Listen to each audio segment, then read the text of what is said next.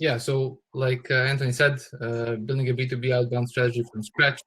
We're gonna be talking about some really cool stuff. Something that I know from the fact that we did in Lemlist early on, and it helped us grow.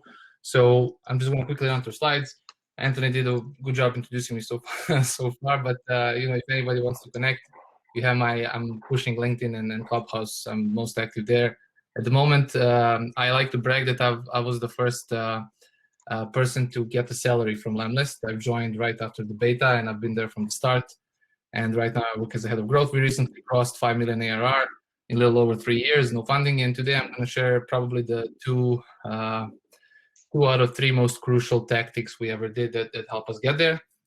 And these are some of the results. So mainly we're going to be talking about LinkedIn and cold emails and some of the one-on-one communication tactics you can use. But in essence, this works two ways. So you reach out to people and pitch them. But on the other hand, I'm also going to show you some of the things that we did that help us get leads on their own. So they come to us, and this is the example from Nadia, who's our head of biz dev. This is some of the examples from her LinkedIn inbox. These are some of mine, and this really works, and it's really good. And not only does it help drive revenue, but it helps build a brand. It helps build a community, something like this. And this is, I think the best defensibility besides the awesomeness of your product, and it really works.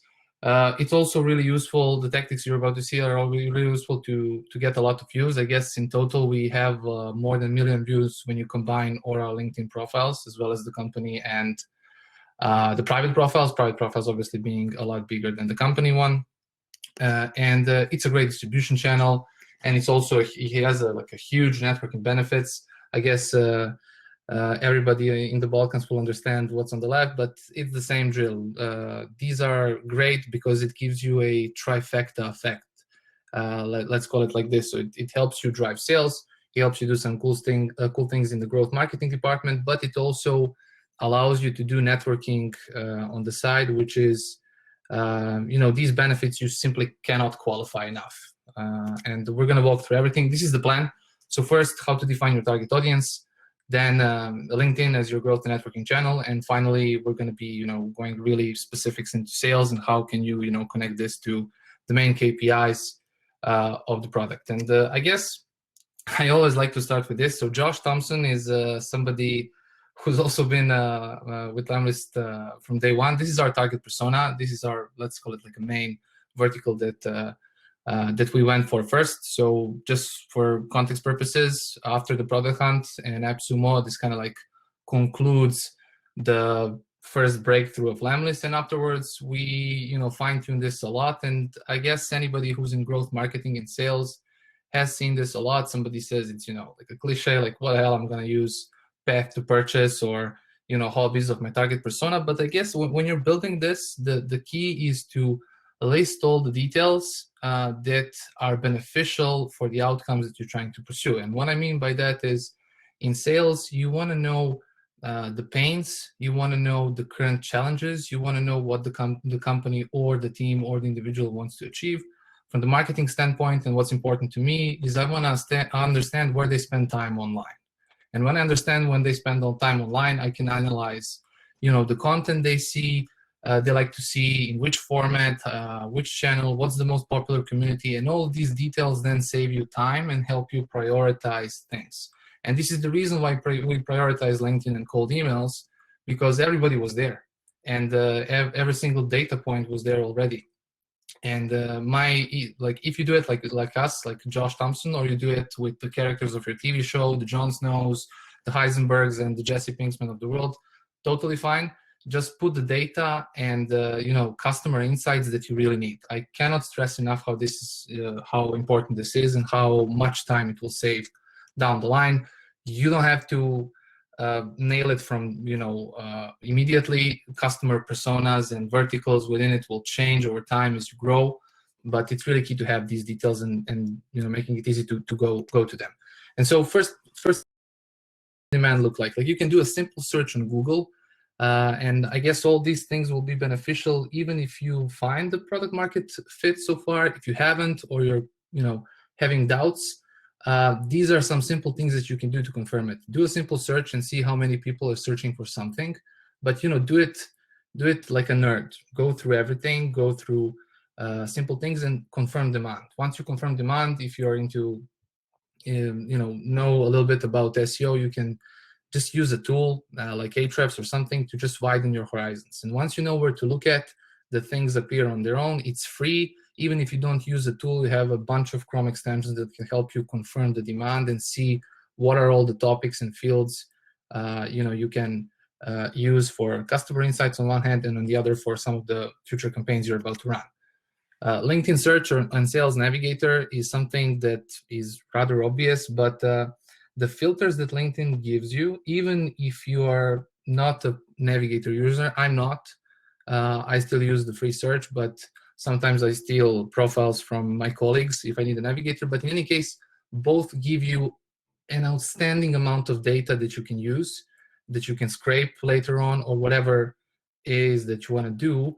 You can filter by, if you're on free LinkedIn search, you can filter by the industry, by the first, second, or third connection. You can filter by titles, which is something I extensively use when I'm connecting with people. So, and every single data point is there. I think there's no search like LinkedIn at the moment. And if you use Sales Navigator, you can even narrow it even more, like company size, hand count. If you're pitching to VPs of sales, you can filter by years of experience, and this comes really handy if you're really going in specific details and pitching on a specific pain. So LinkedIn is something that will help you immensely if you're trying to target your audience and create all the verticals, because you can do a bunch of stuff. You can analyze, besides like titles and everything, analyze the content they like. And a simple LinkedIn post can be a beginning of a conversation, or you're understanding what the person is trying to achieve. So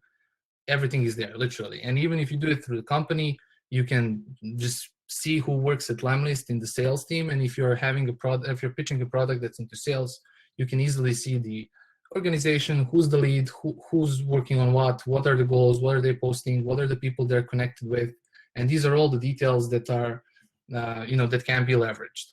Facebook audience, I know it's like another obvious thing, but I know somebody mentioned to me once that there was a lawyer who was struggling, to get in touch with his clients. He couldn't figure digital marketing, and what he did is he realized that a lot of his clients and future clients are playing golf.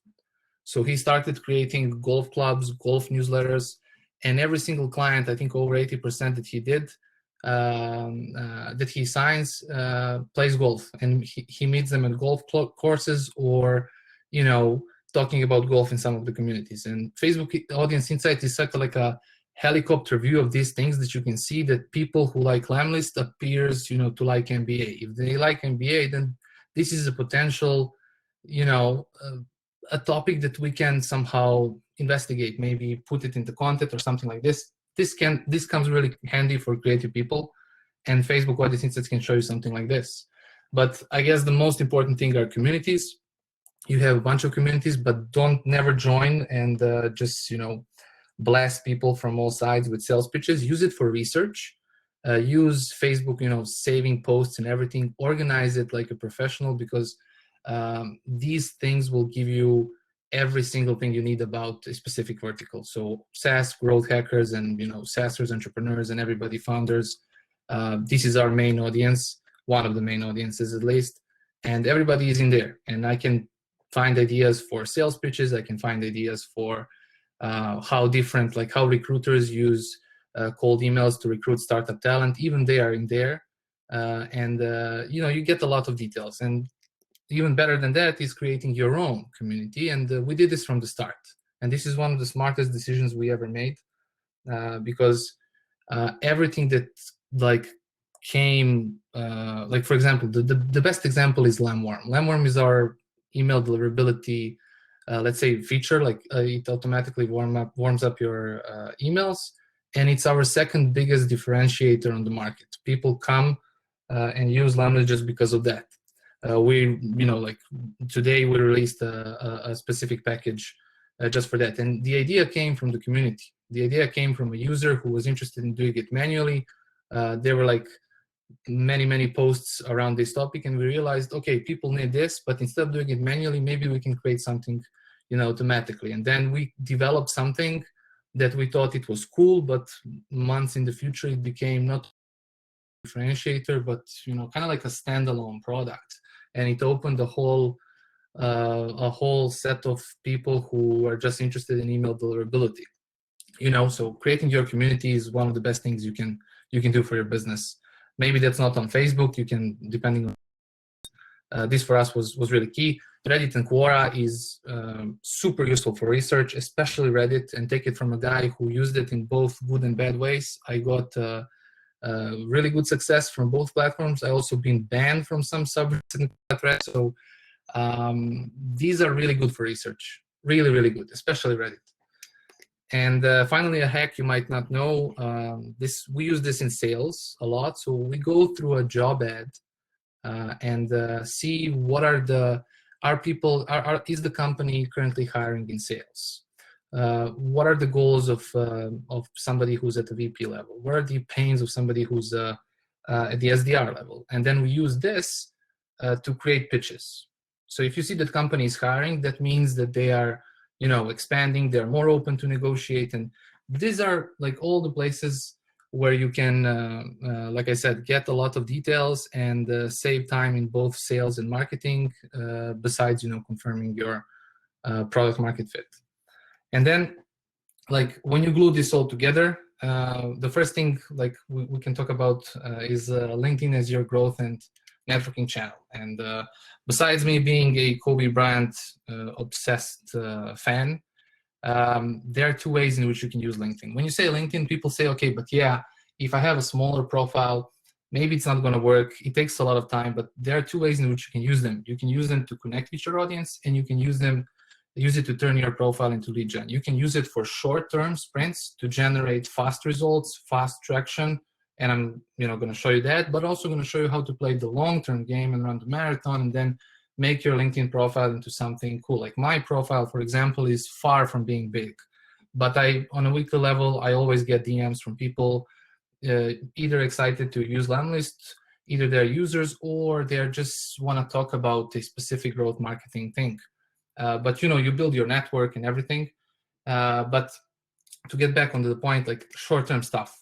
I guess this is the audience that knows tools like Phantom Buster and all the similar tools in the market. For those who might not have used it so far, this is a super simple way for you to generate some short-term wins. So you can grow your LinkedIn profile by adding people automatically. If you want to, you can still do it manually. Phantom Buster allows you to do it automatically. For example, if I want to connect with head of growth, I'm simply going to filter it down. It's not going to be 1.4 million results. I'm going to narrow it down. But you can grow your profile this way. Just be careful about not hitting the limit. So don't invite too many people and respect the rules that Phantom Buster gives you. But on the other hand, what we use extensively, maybe extensively in the past, now a bit less since the company has grown, but everybody, when you grow your network in a meaningful way and connecting with people, so Ilya is somebody who works in my team, and big shout out to my man from Ukraine, but there are a lot of people who, publish content in your field. And if they do, they might be generating engagement in terms of likes and comments. And Phantom Buster can, you can simply see here, okay, this topic is about email verification. If I have an email verification tool, if I have a cold email tool, or anybody or anything that's really connected to this, I can see the comments, scrape them or likes, qualify them in a way that makes sense, and then use this to, drive revenue, drive conversions, free trials, or whatever it is that I'm trying to do. And even for beta tests or research, whatever the case may be. And it's the same for like bigger influencers in your field, like Beck Holland did for hours, but you can even go for Gary Vee or whoever you want. And Phantom Buster can be a really quick way to build you a email list with verified emails and fasten speed up your growth marketing campaigns. So these are some short-term wins that you can do. And also, this is something that I just want to put you in the back of your brain is, we all want comments, but rarely do people comment on stuff. Everybody wants them, but like it's useful to be a part of the conversation, but not be part of conversation like, hey, do you know a good cold email template? Yeah, go to Lemlist and open our template gallery. But really go the extra mile to be a meaningful member of the conversation, and then offer some value. Because if you offer value, I can tell you that the biggest driver for us is word of mouth. And the way we achieved it is we always pushed really hard to leave the best comment, whether that's on LinkedIn or Reddit or Quora or anywhere else. We didn't always succeed, but that was always the goal. And the brand and word of mouth is currently insane. If you looked at our Google Analytics and saw branded search, you will be amazed. And I believe it starts with this, and it continues with consistency. And then these kind of short-term growth sprints can help you research an audience. So you can segment people out of Ilya's posts and be like, hey, I see that you're interested in email verification. Would you mind answering a question about if you need to get into some conversation about a specific tool or something that you're building, you can collaborate. I can be like, hey, Ilya, I see that you're posting a lot about cold emails. What say you that we create one amazing article together, and then tap into into Ilya's audience, because he will be distributing that article, and you can get in a really effective and cost-effective way to reach more people. You can seek for advice if you don't know something. When I don't know, then I ask. You can pitch, obviously. You can find talent or find a job, and you can provide value. And I guess these are some simple things to do. If your pitch is good, if your message is good, it will work. I guarantee it. And then the second part of it is obviously creating LinkedIn content. And I prepared some simple posts as guidance that can help you as you grow your profile. You want to be publishing posts, and you want to distribute content. And so if you have blogs, YouTubes, whatever, you can use that as the pillar content and create clusters around it. So for example, we have a hub with 80 plus cold email templates on the website, and every single template can be a separate post, for example. And anything like a podcast episode or even this webinar can be broken down into 17 posts that are highly actionable. And the only thing that you want to do is you don't want to talk about the product, but you want to focus on the pain it solves.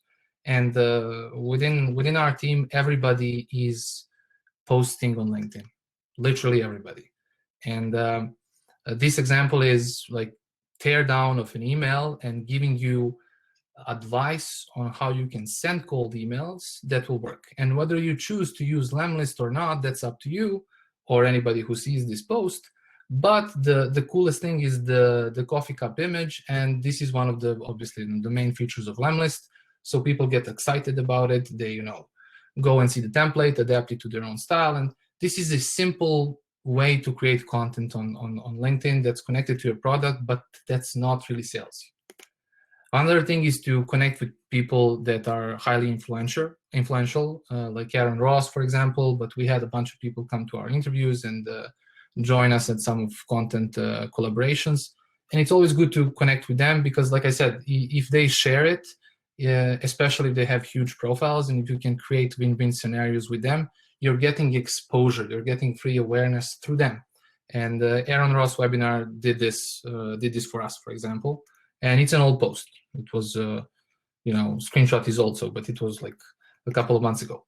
Comment-based posts are also really great, but you need to nail the excitement and intrigue to offer something really amazing, and people will comment on it. And then through these comments, you can do a bunch of cool things besides content distribution. And sometimes all you need is a little ingenuity. And I give this example from 2 weeks. So we saw that SalesLoft, one of our competitors, is doing ads like on our name. And internally, we're all against this practice because it's not like they've created a resource, like a blog post or something like that, Lemlist versus SalesLoft, and then they play to their strengths. But they did this in a way that we don't approve. But we're not judge nor jury. Everybody, plays with cards they want to play. But we did a little, twist, sort of like a Burger King kind of thing. And G's LinkedIn, our founder Guillaume, so his LinkedIn is packed with people saying, "Hey, we saw the post, we totally agree," or they weren't happy with some of the sales law things and they were switching to Lemlist. And this post got a lot of exposure just because of likes and the way that LinkedIn works. And it's a topic that everybody has an opinion on. So sometimes a post, everything that needs is a little creativity, and you can connect it with the meaningful KPIs, sometimes even in the short run. And finally, one example for me, that also generated some cool conversations, but more in terms of networking, is if you don't know, if you don't feel comfortable to write content about specific topic, just use Gary Vee's mindset of documenting over creating. Because if you scroll through LinkedIn, you'll see everybody knows everything. Everybody is kind of like nailing it. And I think if you do it, if you put like unfiltered posts about something that you do, even if it's not a successful outcome, but more of a lesson, it helps people connect with you. And it helps you grow your personal brand. It helps create empathy and some sort of reality in all this what we do, and it will help you. People will send you invitations to connect, relate to your story, send you a couple of messages, and you might help someone not repeat your mistake or whatever the case may be. So documenting is something that's super easy, and you can do it for anybody in the company. Like our marketing team will ring sales and ask them 3 questions. Hey, what did you do this week? And they can shoot us an audio message, and based on those audio messages, we can create a bunch of posts. So you can do this in many different ways, and I think it's a really cool strategy. And finally, for getting more into the sales thing, so cold email is your closing channel. I know some will say Lemlist, obviously he's going to talk about cold emails, but everybody has an email. Everybody. And I've been in cold email, in the cold email world long before I joined Lemlist. And even if somebody won't have a LinkedIn profile, won't have a Instagram, or won't be as active on some of the platforms, but everybody has an email. And I guess it's affordable to use it and to generate traction. Once you identified your audience, did your research, you started doing some things on that front, cold email is probably the fastest way, I think, for many industries to get attention and get some customers. And it can always be a channel. We still use it. We use it every single day. And I'm going to give you 2 examples. One example is the free kick kind of cold email. I at least call it like a free kick because it's in line with what we've discussed in the first section. So when you do a research, something like you use LinkedIn search to find posts that are around cold emails in marketing and advertising industry. So a simple search. And then I can see that a lot of people have been commenting on this. So maybe there are some leads here. Or I can see for, Nicholas Brunette, I mean, he's a Lemlister, so shout out to him as well. But I see that he's talking about, some advanced workflows in this space. So this gives me another way of potentially approaching somebody. Or I can go to the Facebook group and use a simple search within the community and find somebody like this who's trying to get his first reviews for a WordPress plugin. And this is just an example I discovered when I did the search.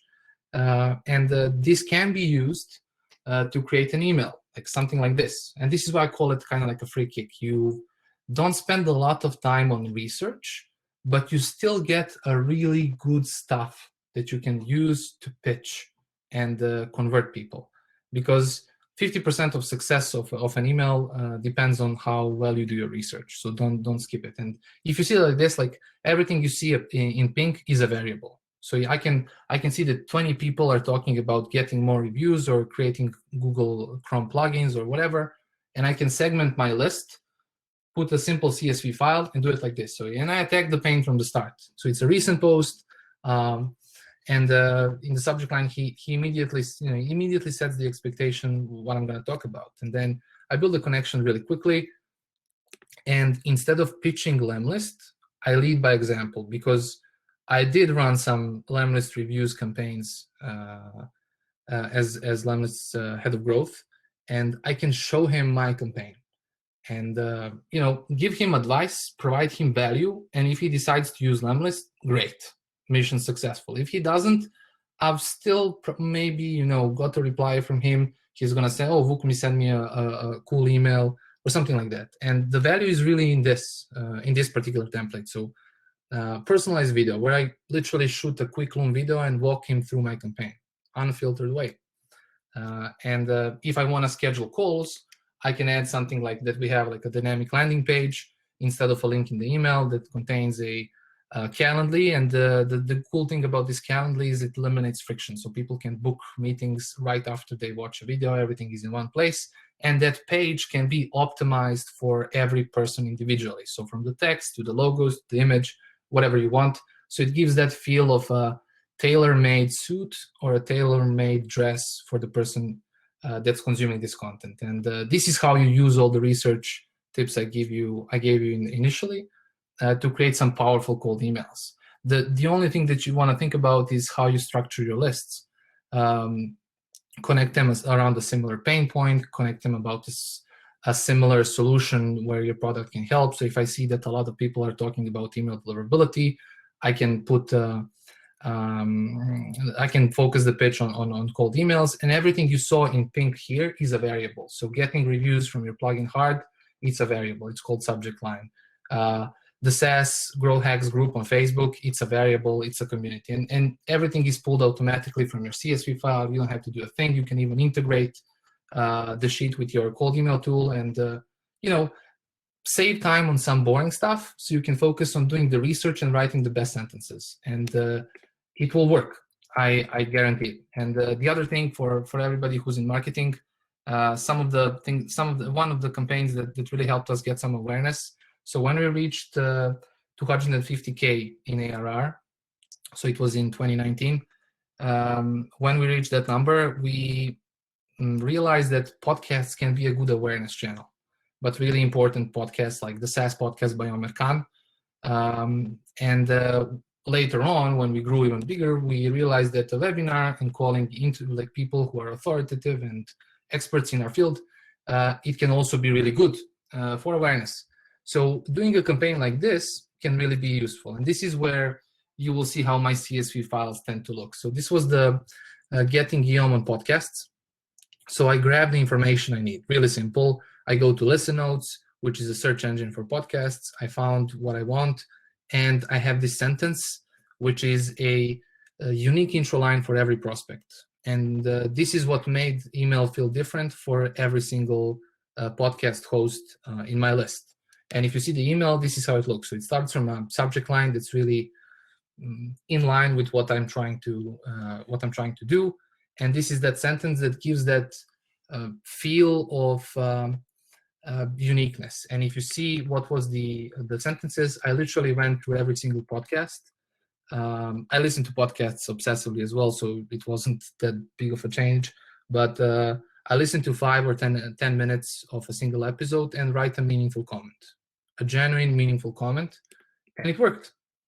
I also added some of the things that the reason why I'm reaching out, give it a bit of context and build some credibility at that point of time. And I also explained what's in it for them. So try to generate that win-win scenario, because if I don't do that, it will be, hey, I want to be on your podcast.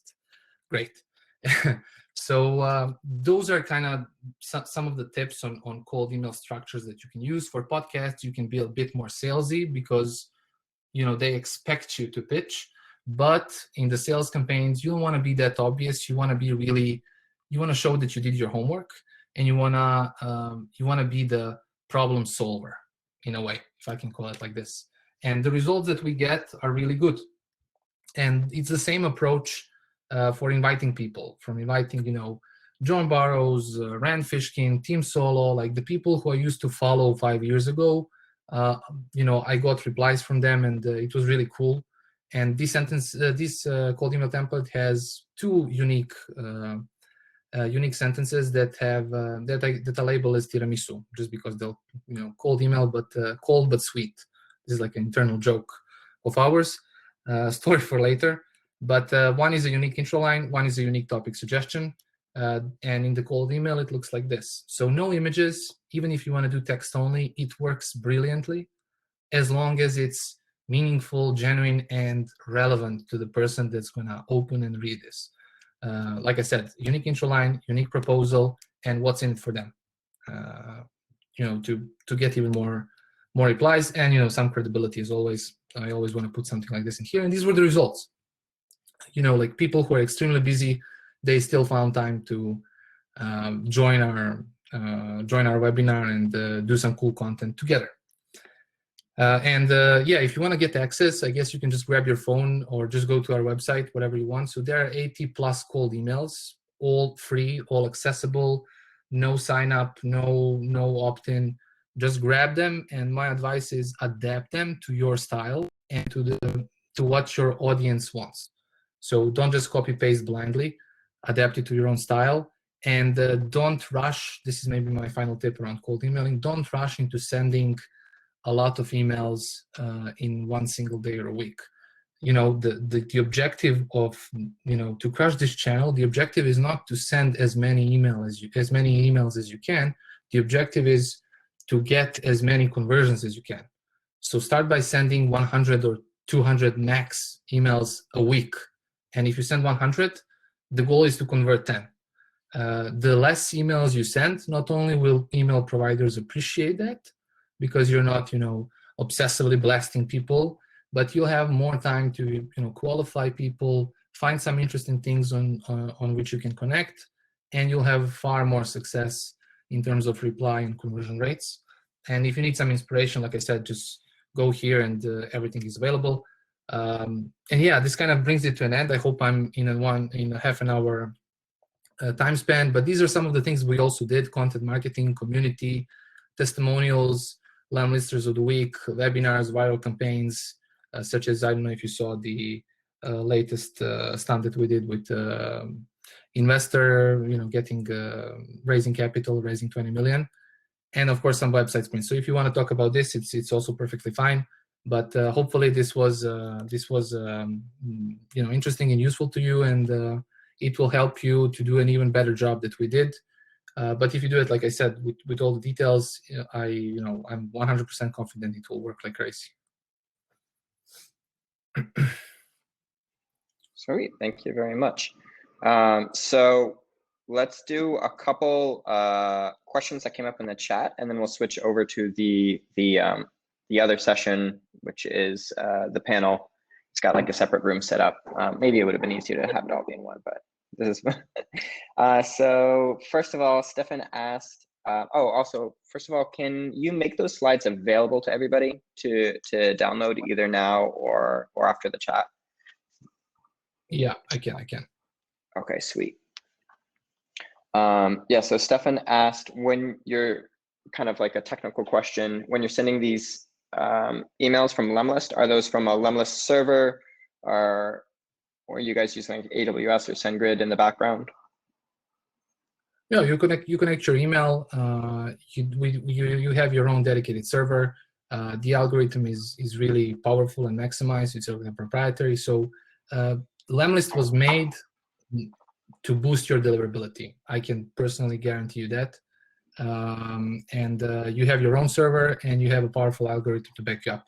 I guess this is the simplest way to explain. And Michael asked if including the images in the emails, how does that affect deliverability? Great question. It doesn't. We did the test. We did a lot of research in 2018 and 2019. It doesn't at all. What happens is there are more important deliverability factors to consider. So for example, the difference between using newsletters for these kind of things and using cold email tools, because these ones connect you on the same server, they send us blasts, unlike Lemlist, for example, that sends an email one after the other. And focusing on real deliverability stuff, the real factors that influence deliverability, I never had a single problem with image. And 75% of my emails contain at least one image. Sometimes I even had two. But depending on the thing. I think one is enough, and it never affected anything. And in our data, millions of emails sent, we didn't see any connection. So maybe a old wives' tale that images and the email affect deliverability. Yeah, this was great for content, by the way. So everybody was saying, like picking some of the factors that are not really relevant. And anybody who's in the field will know that there are more important things, from sending to connecting your custom tracking domain to the quantity of emails you send to bounce rates, invalid emails, and that comes into deliverability. And this gave us a great opportunity to say, hey, there are blog readers and there are practitioners. And this was good for content marketing strategy, just FYI. Chris asked, what's the correct spacing between your first email and your follow-ups, and what kind of conversion rate should you expect for your first email versus the follow-ups? Good question. Really good question. So I usually do 3 or 4 emails in total. And just for, I guess, simplicity purposes, it doesn't really matter. The delay doesn't matter as much as what's in your follow-up. So if your follow-up causes frustration, no delay will really change things. But if you want to do it, I found that the best results that I got is if I do 2-day delays between 1 and 2 and 2 and 3. So first and second and second and third emails. And then for the last one, that's usually more in terms of, hey, am I emailing the right person? I do a 3 or 4 day delay. But depending on your campaign, you can go even longer, depending on the outcome that you want to drive and the audience. I guess the first follow-up, I never do it for more than 2 days. That's the one rule that I follow. Everything else is more depending on the campaign.